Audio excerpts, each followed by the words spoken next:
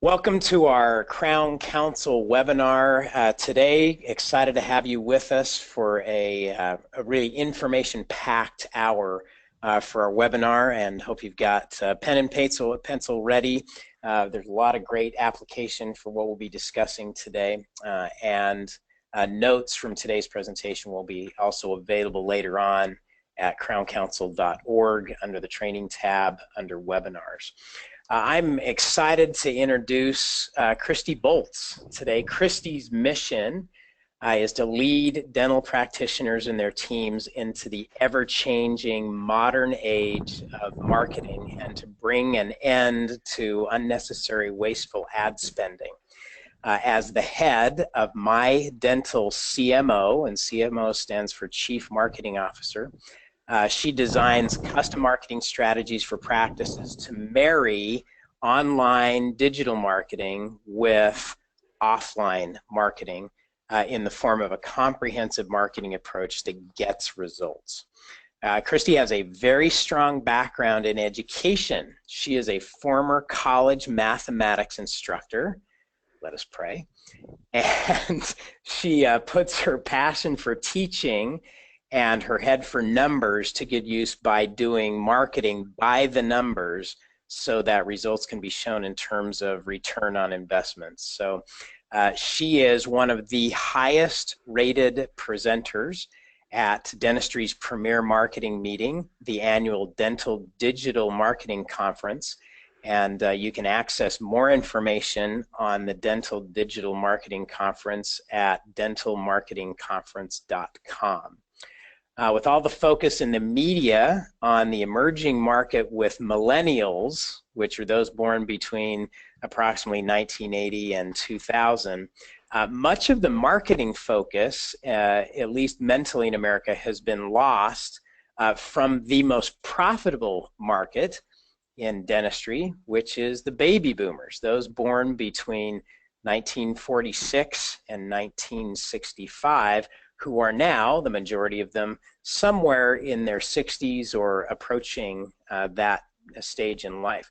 So there was a lot of talk and focus on marketing to baby boomers in the late 90s and early 2000s when the baby boomers were in the prime of their careers, spending a lot of money on cosmetic dentistry. Today, there are 10,000 boomers approximately turning 65 every day. And that will continue for the next roughly 15 years. So their stage in life has shifted their focus and their habits as consumers.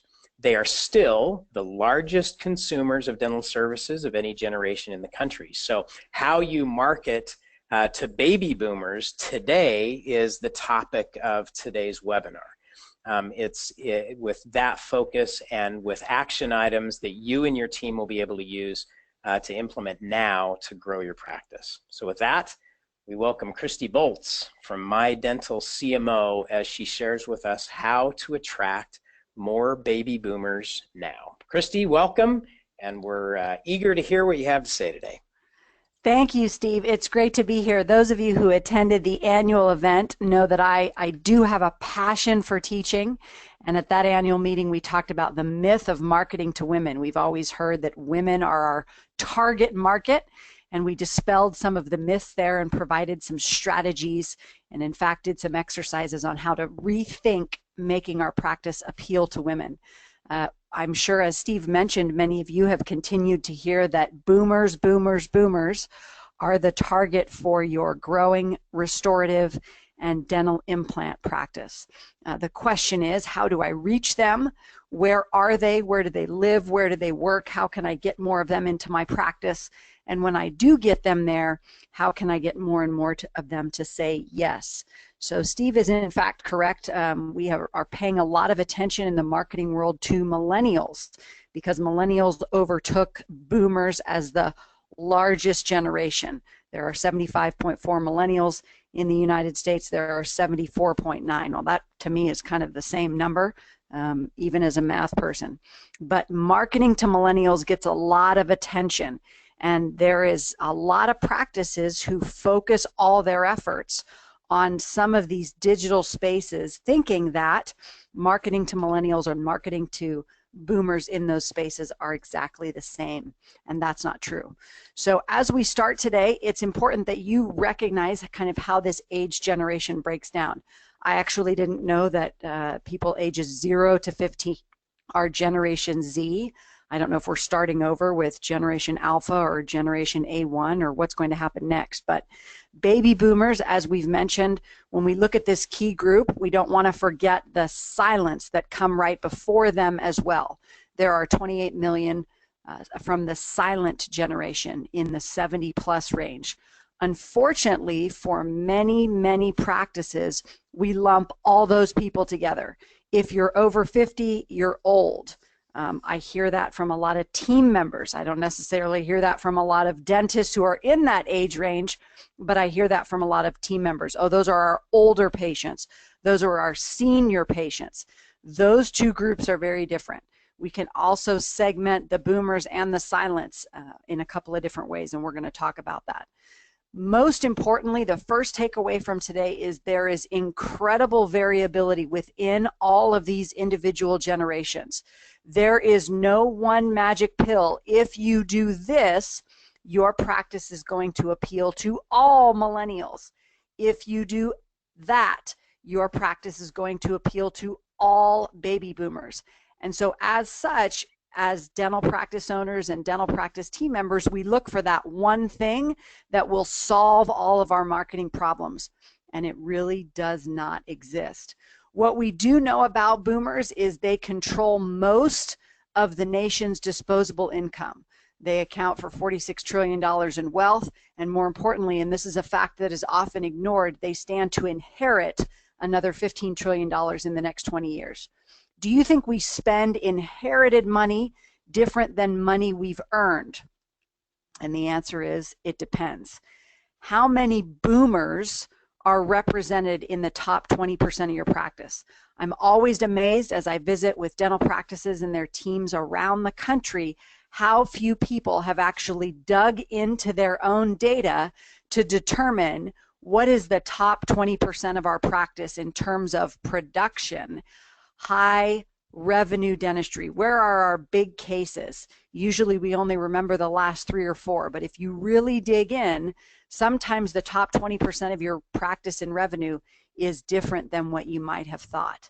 And what we usually find, again, not in pediatrics or in ortho, but we usually find is that over 70% of the top 20% of a practice is represented by boomers. Okay, for the reasons that we've already mentioned. They have the dental needs and they have the disposable income. This should not be a news flash. Okay, what should be a news flash is the stark discrepancy between how much money we make and how much money we're worth. So traditionally, when we look at income levels, and again, you'll have to indulge me as kind of a math and numbers nerd, and we'll get past that math in a second. Look at the average income when we look at 50 all the way. I'm planning on living past 108. I don't know about you. Okay, there's a sharp decline that happens right around 70 because typically right now that's the quote unquote retirement age. Now, in 2014, 23% of men and 15% of women ages 65 and older were in the labor force. Those numbers are projected to continue to rise. They are expecting that by the year 2022, which I know that sounds like a long time away, that's only 5 years down the road, it will be 27% of men and 20% of women. Okay?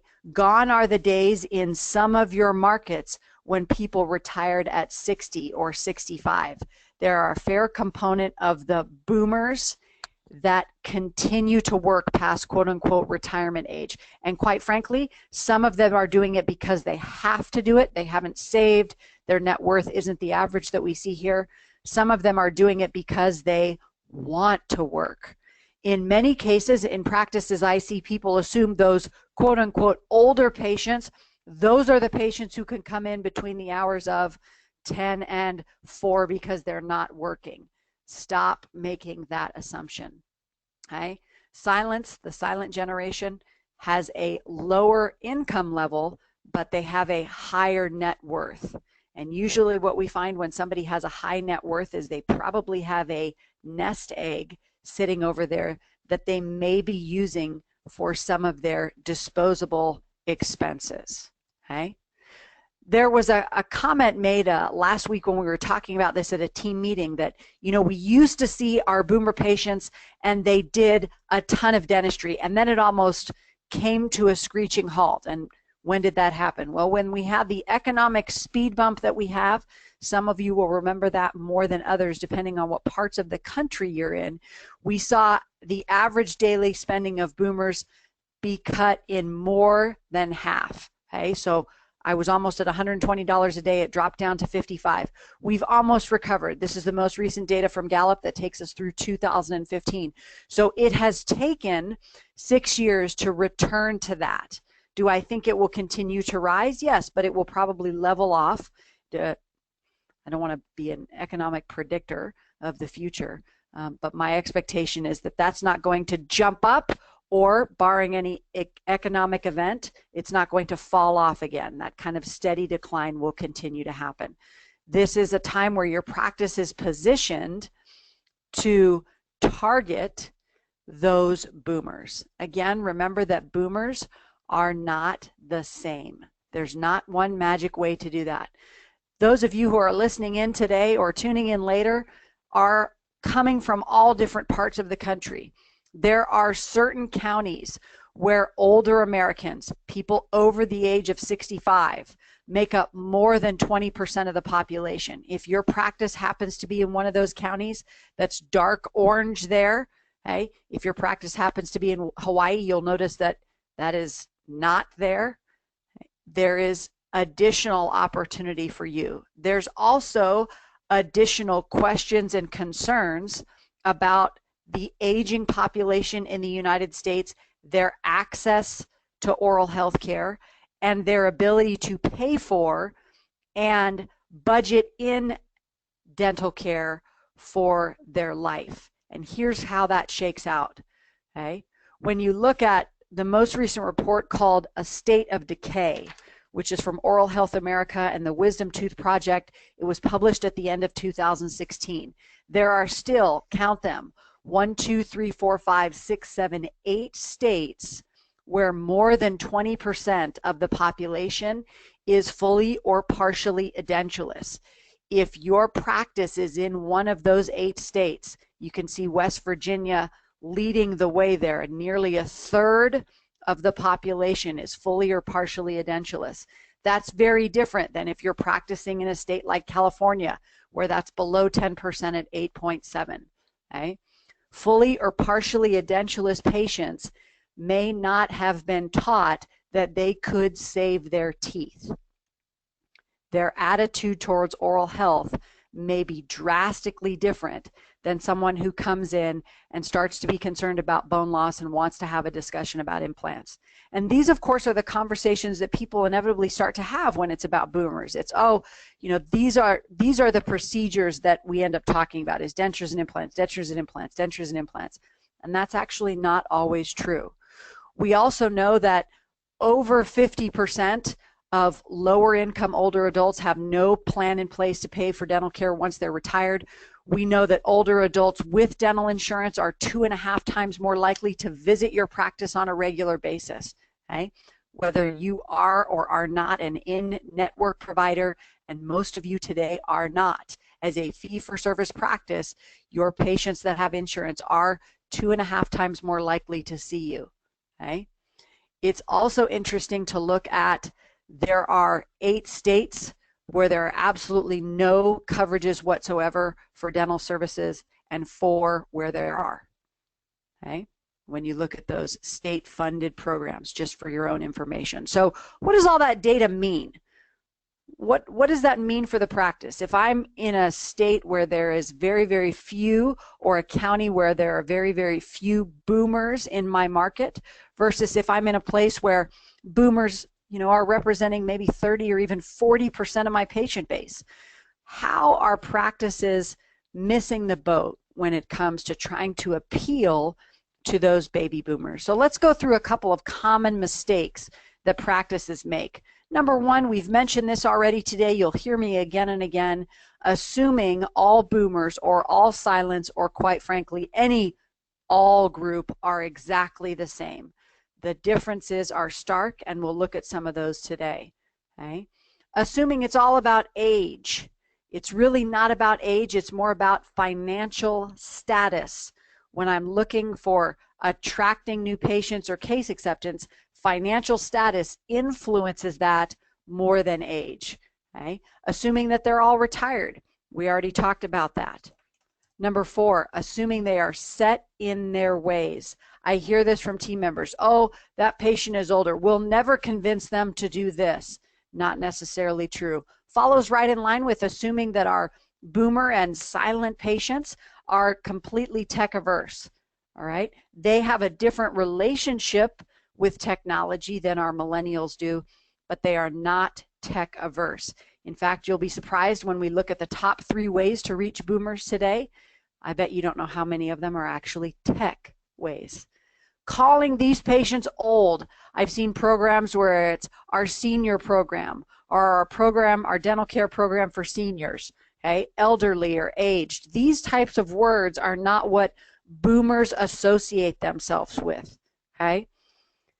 Assume the only procedures they need are implants or dentures. It's not true. We're seeing a lot of people do significant cosmetic work, restorative work, preventive work. It's more than just implants and dentures. Implants get a lot of recognition these days, but in many cases there are practices who are missing the boat in promoting the variety of services, both digitally and non-digitally, to their boomer patients. Oh, this is a huge one, guys. If you don't remember anything but this bullet point, the webinar will be a success. Please stop using confusing wording and distracting font size in your printed materials and digital materials. If you have new patient forms that you're asking your boomer patients to fill out, what size font are those new patient forms in? When your site is constructed in responsive design and it appears on a mobile device or a tablet, does the font become so small it's almost impossible for people to see? What's the size of the button that people have to push? Is it the size of their thumb, or is it the size of this very little pin that I can't touch? Okay?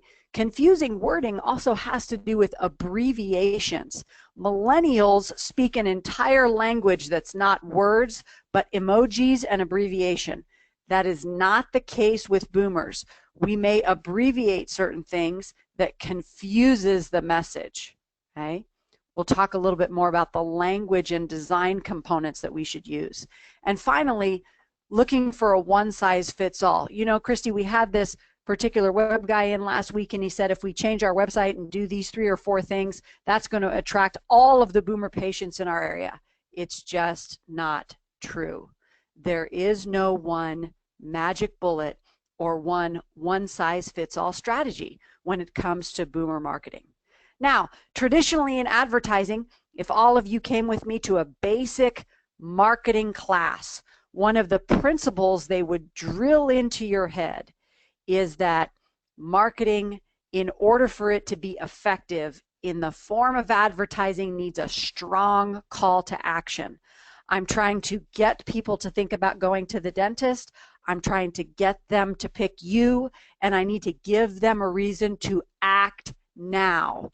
Traditionally in boomer marketing, we've kind of used this now or never, like, hey, you're running out of time, not you're running out of time because you're about to die, but this is urgent and you must do it. And there's some interesting research that asks, does this really work? So let's forget the fact that this is a terribly designed website for a bunch of different reasons.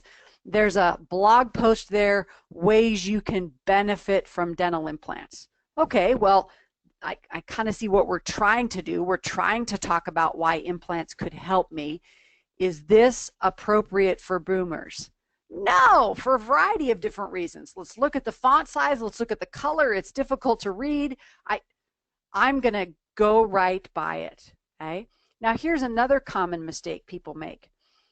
When appealing to the boomer population, do you think more content or less content is more effective? Traditionally, with millennials, we've been taught to keep it short and sweet. And as you might expect, the opposite is true. Boomers crave complete information. The key benefits of dental implants here looks to be only a couple of paragraphs. I think we could probably do a better job. What about something like this? Act now price. Now, we've also been taught this is a way to target boomer patients. Show payments. Don't show the whole price, show payments. I don't know. We've got special financing options available. Act now. The regular price is this. Is this an effective ad to target boomers? No. How about this? How about content mixed with some type of take action now? You may be missing a tooth. Missing a front tooth is a special case to a lot of us. Again, guys, let's think about the font size and how this is presented. Okay? We'll talk about the importance of testimonials and seeing actual patients. This big giant save over $500 act now is not necessarily the best way to go. And I know that feels counter to what we've all been taught about the importance of a strong call to action. Okay? What about here's all the things that can go wrong when you're missing teeth? And this is from a very prominent name in dentistry on a very prominent publication. The hidden consequences of losing teeth. I kind of feel like the music in the background. Dun, dun, dun, right? The imagery. Look at the font size here again. See, once you're paying attention to this, you almost can't ignore it. All right? The research says changes to the brain as we age actually make us more emotionally stable. And as a result, boomers find marketing appeals based on urgency less persuasive than those that use positive imagery and messages. So what's the takeaway? The takeaway for us as dental practice owners and dental practice team members, whether I work at the front or I work in the back, is stop emphasizing these are all the possible losses and start emphasizing what are all the possible benefits, what will be gained rather than what will be lost. So we've looked at several different examples of poor boomer marketing in print and in digital. That's much better. And you can visit By Design Dental and kind of see the video that runs in the background. The message that comes across is I can get my smile back. Now, I can be picky and say, okay, is that really the easiest font to read there with the black on the black background? Okay. Get your smile back stands out. That looks like a real patient, and it is. The message is simple.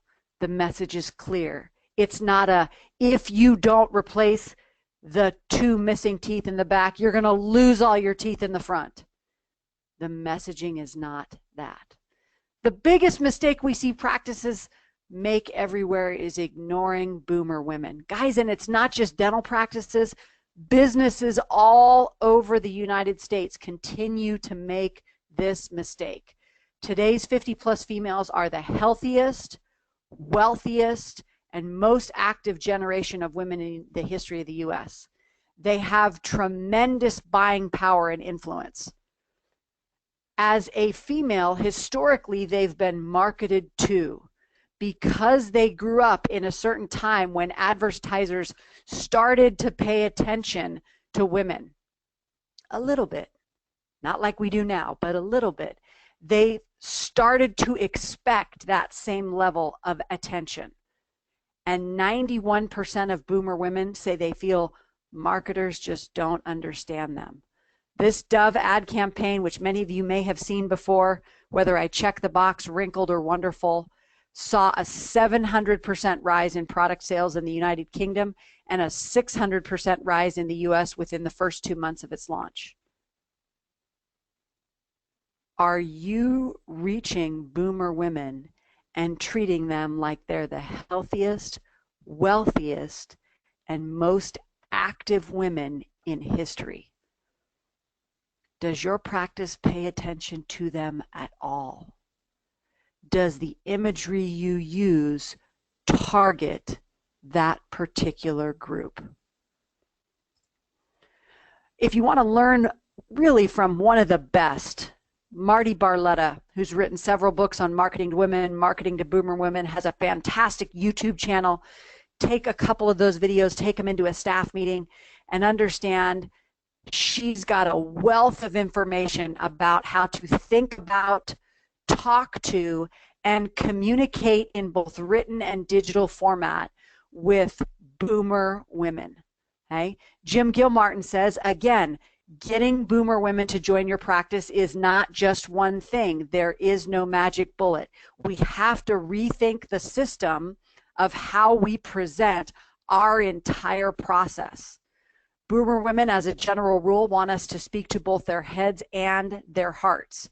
And for us in dentistry, because we've always been interested in, I want more referrals, I want good referrals, I want long-term patients, boomer women will generate those referrals.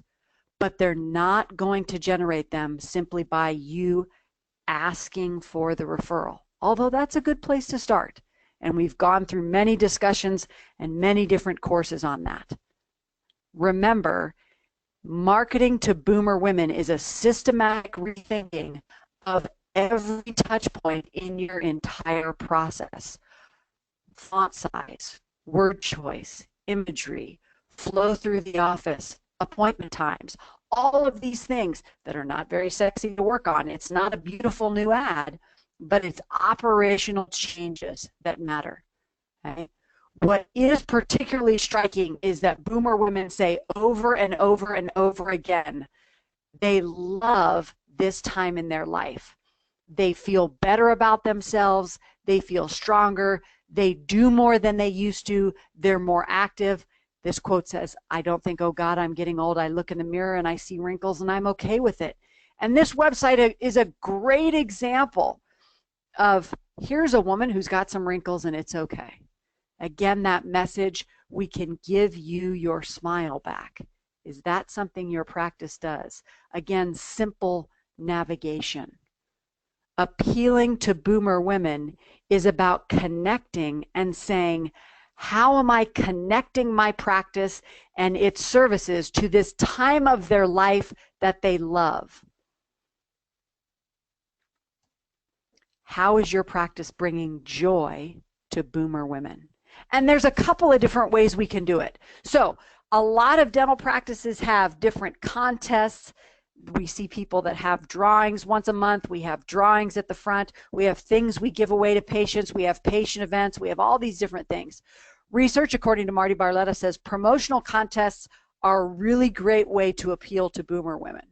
And what she goes on to say is, giving away t-shirts and hats and the same boring old coffee mugs and toothbrushes.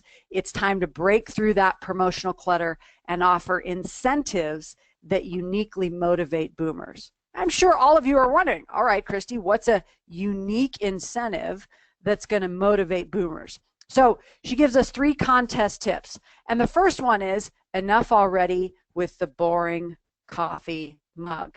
And listen, this one's really bad and it's generic and it says company name, but many of you want some kind of drink container for your patients. What's the difference between that and that? Yes, probably the most popular way for me to carry my coffee or my cold beverage. You can brand that.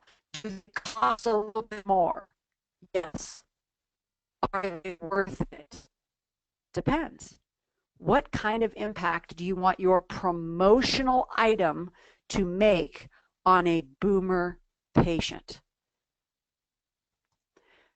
Marty's first piece of advice, change the prize. Rather than have one big prize, I'm sure you all gave away a new car last year, right? And a bunch of small prizes like, hey, here's some chapstick, hey, here's some keychains, hey, here's some pens. She says, consider spreading the wealth out across a top tier of prizes and offering fewer trivial lower level prizes, because the goal is to give as many people as you can something that's talk worthy. That cheap mug with the tooth on it is not talk worthy. A Yeti might be talk worthy in your market. If everybody already has one, it's not. What about big giveaways? Okay? Rather than one big giveaway and a bunch of small things, what if I had 3 medium-sized things? Enough to make an impact and get people talking. This also falls in line with the second contest tip she gives, which is it's usually not about the thing. It's not about the product or the discount. It's about the experience. So because boomer women are in this time of their life where they are experiencing so much joy, we hear this is the first time in my life I've put myself first. They have time to be adventurous. They have time to go to the spa. They have time to take the dance lessons they wanted to take when they were 20. They have time to go do the NASCAR ride with Tony Stewart or a wine tasting or a day trip. These are all experiences, keyword here, shareable, that might appeal to your particular patient base of boomer women. And get creative. Have you a monthly lunch club where you invite 10 or 12 of your key top 20% boomer patients and you take them to lunch? I have a practice that every year they hold what's called their 80-20 event, meaning if you're 80 years old or older, or if you've been a patient 20 years or more, you get invited to this event. Okay? This is the one big thing they do every year. And the longer we do it, while we get some positive feedback, the more I think it might be more effective if we had, rather than one big giant event, ongoing experiences to offer many of these different people. Okay? Could you send people to the spa? Could you have a lunch club? Could there be a local trip to the zoo that's organized? Do you have to go? No! You can have a contest where enter to win a trip to the local zoo for you and 4 friends. Enter to win a trip to the spa for you and 3 friends. The girlfriend experience blossoms with many boomer women because they have more time available at this point in their life to enjoy those types of things. The trick is getting them to connect that experience back to the practice. It's a very natural form of conversation for me to call 3 friends and say, hey, I've got these 3 tickets to the zoo. Do you want to join me? And oh, by the way, they came from my dentist. Okay? The third tip is really what we call the Cracker Jack rule. And Cracker Jack is not a new thing. Okay? It's all about the difference between organized incentives, all these things we've just been talking about, a contest, a formal incentive, a formal gift. And instead of that, think about what we would call random acts of kindness or surprise and delight.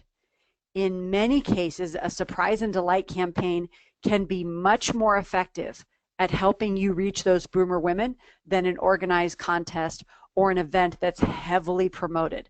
I spent a lot of money to promote it on TV or radio or print, or I broadcast it all on my digital channels. Okay? And it's called the Cracker Jack rule because the delight is the popcorn.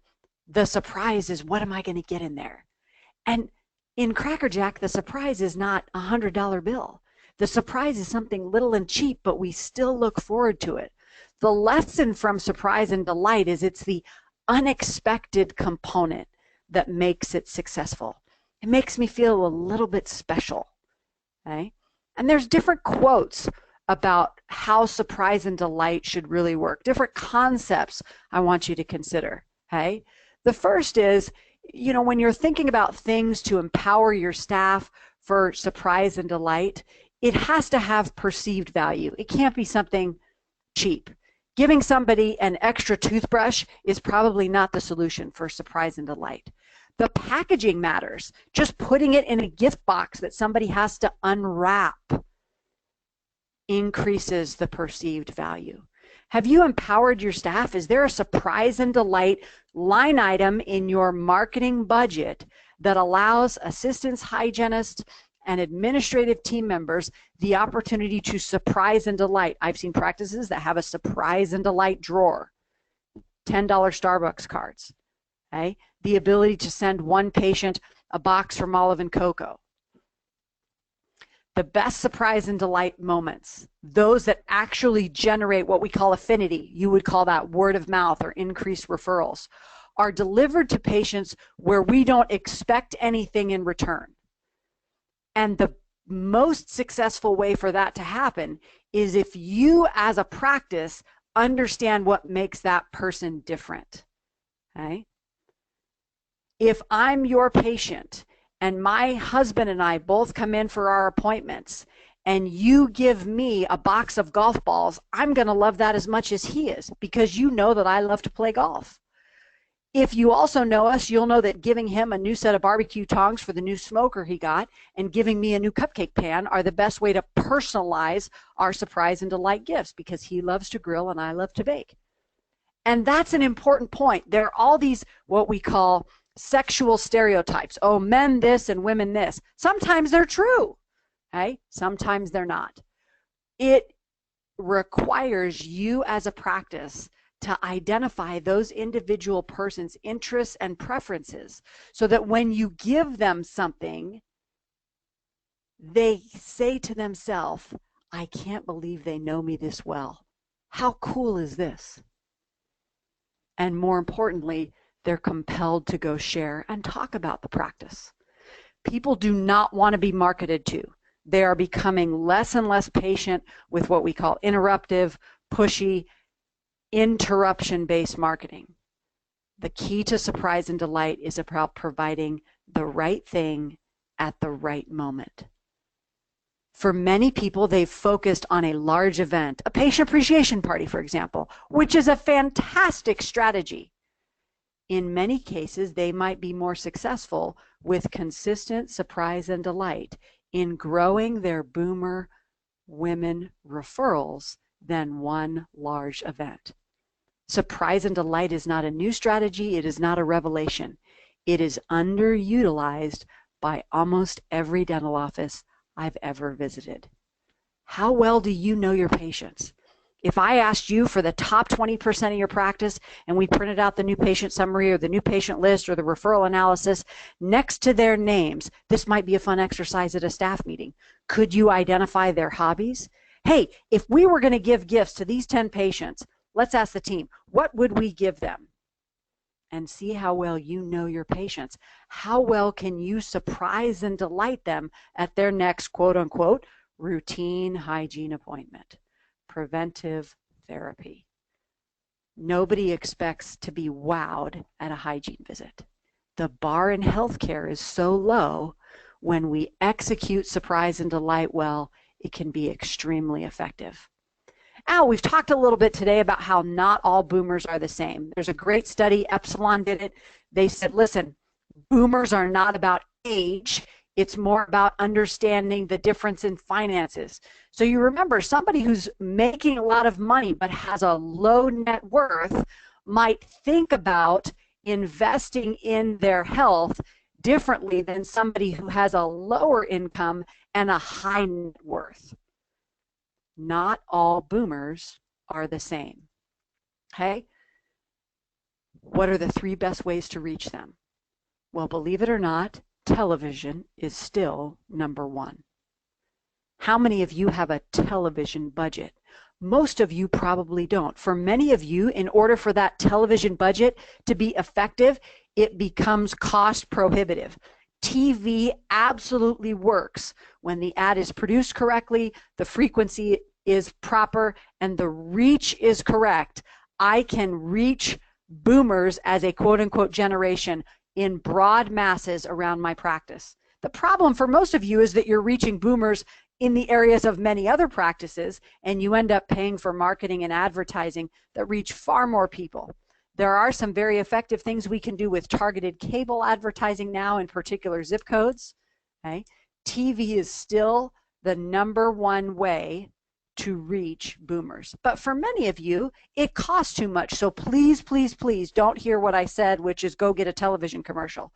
If you have the budget and it's appropriate in your return on investment projection, TV can be very successful, especially in some of those counties that we looked at where boomers are more than 20% of the population. In the United States, there are counties where we have what's called aging in place, where the young people are moving out, moving out, moving out, and the people that are left just continue to get older and older and older. Some of you practice in those counties. Some of you have no idea what I'm talking about. All right after television, believe it or not, is search. Right? And followed very, very closely by search is email. There are many, many practices that have worked diligently, both themselves and with outside vendors, on their web presence. And that's a good thing. There are very, very few practices that consistently use email marketing to connect with their patients. Those of you who have Solution Reach, Demand Force, Lighthouse, whatever program that is, are using it on a much more regular basis for appointment confirmations than you are delivering relevant, valuable content in the form of email marketing.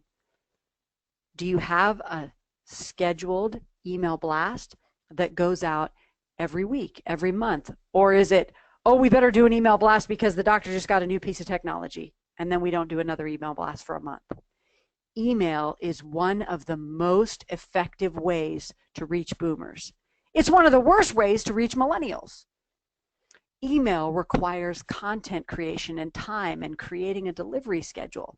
And for many practices, that doesn't fall under anybody's job description, so it doesn't get done.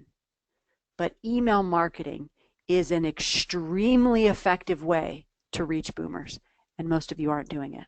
Okay? Additionally, when you look at that, TV, search, and email, there was no mention of something that many dentists use, which is direct mail. And if you actually look at that same Epsilon study, what we find is that people actually prefer, as they age, to purchase or hear about something from direct mail. Look at the increase from age 50 to age 70 to age 90. Okay? Look at what happens to the online preference. Actually coming into the practice. Our behavior changes as we age. All right. What are the 5 proven ways we can reach boomers? And again, guys, I wish this was a 4-hour class, but because it's an hour, we're going to whittle it down and we're going to say, listen, all boomers aren't the same. Boomer women are a huge opportunity. Here's some ways we can reach them with contests. Here's some different things to think about. If I'm trying to just distill it to one slide, here's 5 proven things you can do in your practice. Number 1, don't fall for the trends. Okay? There are a lot of campaigns focused on seniors in today's day and age that you see that are focused on the caregiver rather than the senior, quote unquote. Okay? Making the assumption that those are the ones who are making the decisions for their boomer parents. That is not necessarily true. It is far more effective to target boomers as the true end users of your service with messages that resonate with their evolving needs. Okay? Number 2, remember that in your direct mail and your video and your digital presence, things done at a slower pace with more text are appropriate. Again, it's the opposite of what we've been taught with millennials. Okay, we're only looking for a 3-second video of you on Twitter. Okay, on Instagram, we're going to include 7 different images because they're scrolling through them a half second at a time. This is not a generation that grew up in the era of 140 characters. So don't fall for those trends. Focus on boomers themselves and slow down the messaging. Number 2, don't be afraid of copy. We, as marketers in today's day and age, are always trying to figure out how to say more with less. In many cases, what we hear from boomer patients is the information available to me on the internet was incomplete. It's okay if you have 20 different pages on dental implants or 14 different pages on cosmetic dentistry, the benefits of cosmetic dentistry, what kind of cosmetic dental services are available to me. Okay? Don't be afraid of copy. Don't be afraid of copy in printed materials. Okay? In ads and articles, copy is okay. Don't stray from what we call those old school advertising messages. Think to yourself, what is every possible question we have ever heard from a patient when they came in to ask about this procedure? And make that information easily available. Keep the copy clean. When I say don't be afraid of copy, some of you have web pages that have 27 different run-on paragraphs on one particular page. The copy needs to be clean and clear and easy to read. It also needs to be layered with testimonial or editorial-based content. Testimonials are the most powerful thing we have in dentistry, and very few of us make it a focus to update our print and video content from testimonials on a regular basis. Notice I didn't say asking for reviews. That's different. Okay? That's different. Number 3, be prepared to put in the time. While boomers are more responsive to what we would call traditional marketing methods, they do not take decision-making lightly. Unlike the on-demand millennial generation, most baby boomers view each purchase as a significant commitment. Okay? Short selling a product, that act now or else mentality doesn't work. Get personal. Take the time to train your team that taking the time on the phone or with day-to-day social interactions is important. And finally, make sure you're hiring the right people for each position in your practice. When interviewing a new candidate, hygiene, assisting, associate doctor, make sure this is part of the conversation. One of the biggest challenges we see in dentistry is assistants are typically millennials. And if I'm trying to attract boomer patients, there might be a disconnect in communication, simply in the language we use with each other. And finally, before we forget, do boomers really use social media? Well, according to the Pew Research Center, look at 50 to 64. 61% of US adults are using Facebook in that age group, 36% over the age of 65. So when it comes to social media, some of the same rules apply. Stop being overly promotional, give them some meat, use testimonials, look at it from a service standpoint. At the end of the day, the main thing is to forget the idea that all boomers are the same and let go of this idea that they're so wildly different from other generations. There are differences. There are also similarities. Their age is less of a factor than their financial situation. Okay? Many of you have taken feverish notes. Many of you want to go back over some of these notes. As Steve mentioned, this entire presentation and the tremendous sources we use to gather all that information will be available. We'll take any questions this afternoon. Perfect, Christy. Thank you. Got a number of questions here. If you're game, I'm always game. You got it. Okay. Somebody asked you to scroll back real quickly to the social media section. There you go. And I'll ask you the question while they're viewing that. You talked about surprise and delight. And the question is the prize ever a dental procedure? I have seen people use a dental procedure. The challenge is, how do I know the patient is a candidate for the procedure? So in the past, the patient may come in and we may prescribe certain things. And they may come back and we may say, oh, we're going to do this filling at no cost today because we already know the patient needs a filling on that particular tooth. I do not find that to be as effective as a non-dental thing because many patients have a difficult time understanding the value of the dental procedure. Gotcha. Right? A $50 dinner gift card seems more valuable than a $300 filling. Got it. Okay. So the formula then is high perceived value that is that can be tied back in some way, shape, or form to the office so that they can talk about where it came from. Right. I got that right? You got it. Perfect. You talked about font size, making sure that that is increasingly larger rather than smaller, not trying to cram everything onto one page just because you want to keep it at one page but make it readable. Do you have any data on in terms of the font type? If there's a type style, or does that matter? At Times, Roman, Helvetica, Courier, any data around that? I don't have any data on particular font type. The problem that we run into with fonts is size and color, right? We have a beautiful image of the team, and then we run a font across it that, because the color and the size of the font makes it very difficult to read. Most websites use some type of web-safe font. When you start to get into printed materials, the web or the font choices become almost limitless. Consistency is probably more important. I do not have any specific data on should I use Times New Roman or Calibri or Helvetica. Got it. Perfect. Next question is back to the surprise and delight. Any suggestions on how and when do you present the surprise? So, can you dial that in any more specifically for us? Sure. Surprise and delight is usually most effective when the patient is actually in the office.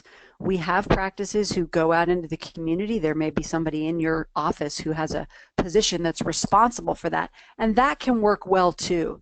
The benefit to the surprise and delight when they're actually in the office is that they then leave the office and can't help but go tell somebody about their dental visit when it's fresh in their mind. Do I do it at the beginning of the appointment or do I do it at the end of the appointment? It probably doesn't matter. Perfect.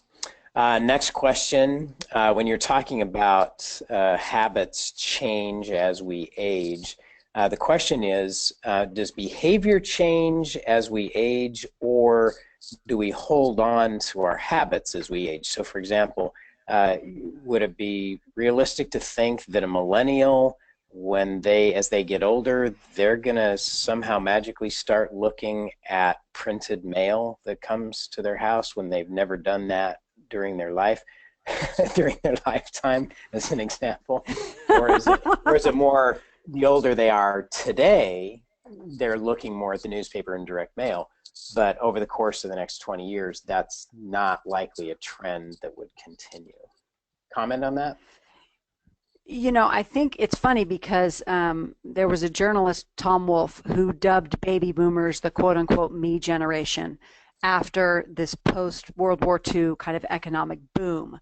And he accused them of being self-fulfilling and self-realized and narcissistic, and it's kind of all the same things that we hear about what generation today?